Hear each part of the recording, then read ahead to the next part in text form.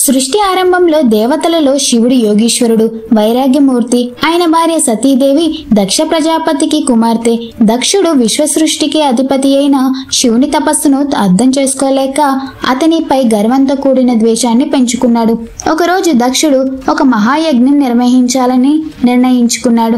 ఆ యజ్ఞానికి బ్రహ్మదేవుడు, విష్ణువు, అందరి దేవతలు, ఋషులను ఆహ్వానించాడు.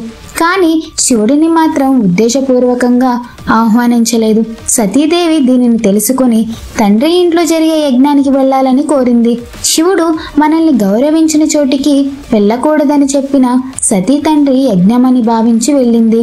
యజ్ఞశాలలో సతీ ప్రవేశించగానే అందరూ నిశ్శబ్దమయ్యారు.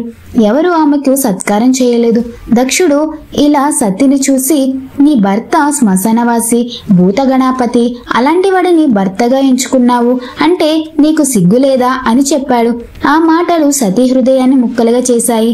తన భర్తపై జరిగిన అవమానం తట్టుకోలేక సతీ అక్కడే అగ్నిలో ఆత్మార్పణం చేసింది. ఈ వార్త కైలాసానికి చేరగానే శివుడు ప్రళయాగ్నిలా ఉవ్వెత్తున ఎగిసిపోయాడు. అతని కళ్ళలో అగ్నిజ్వాలలు రేగాయి. కోపంతో ఆయన తన జటలోంచి ఒక జ్వాల విసిరాడు. ఆ జ్వాల నుంచి ఒక భయంకర రూపం వెలిసింది. అదే వీరభద్రుడు. అతని కళ్ళలో రౌద్రం మెరుస్తోంది. చేతుల్లో త్రిశూలం, ఖడ్గం పట్టుకుని దేవ సైన్యంతో కూడిన సైన్యాధిపతిగా నిలిచాడు. శివుడు ఆజ్ఞాపించాడు, వీరభద్ర, నా భార్యను అవమానించిన దక్షుడి యజ్ఞాన్ని ధ్వంసం చేయి. వీరభద్రుడు గర్జనతో యజ్ఞవేదిక వైపు పయనమయ్యాడు. దేవతల ఆకాశం కుదిలిపోయింది. గాలి భయంతో నిలిచిపోయింది. యజ్ఞం జరుగుతున్న ప్రదేశానికి చేరి దేవతలందరినీ జయించాడు. ఇంద్రుడు, అగ్ని, వాయువుడు, సూర్యుడు ఎవరు అతన్ని ఆపలేకపోయారు. వీరభద్రుడు యజ్ఞశాలలోకి ప్రవేశించి దక్షుని ముందుకు వచ్చాడు. అతని చూపులో అగ్నిజ్వాలలు నాట్యం చేశాయి. శివుని అవమానించిన వాడిని నీవు అని ఒక్క గర్జనతో కత్తిని ఊచకోతలా ఊపాడు. దక్షుని తల నేలపై పడిపోయింది. యజ్ఞం ఆగిపోయింది. ఆకాశం నిశ్శబ్దమైంది. భూమి భయంతో వణికిపోయింది.